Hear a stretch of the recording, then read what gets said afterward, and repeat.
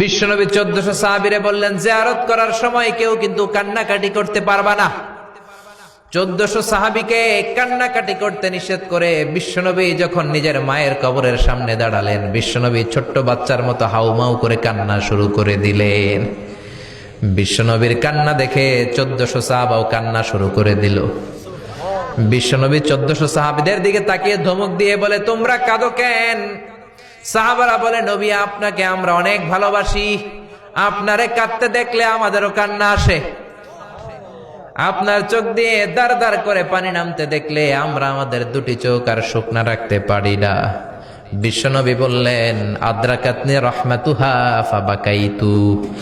আমার ছোটবেলার স্মৃতি মনে পড়েছে, আমার মা যে আমারে আদর করেছে ওই স্মৃতিগুলো আমার মনে পড়েছে। আমার মা আমেনা আমারে জাইতুনের তেল মালিশ করে দিত গায়ে, আমার মা আমেনা আমারে জামা পরিয়ে দিত, কোলে নিত, আদর করত, চুমু খেত। ওই স্মৃতিগুলো আমার মনে পড়েছে, তাই আমি কাঁদি, তোমরা কাঁদো কেন? বিশ্বনবী মায়ের আদর পায় নাই, কিন্তু মায়ের কবরের সামনে দাঁড়িয়ে ছোট্ট বাচ্চার মতো কেঁদেছে।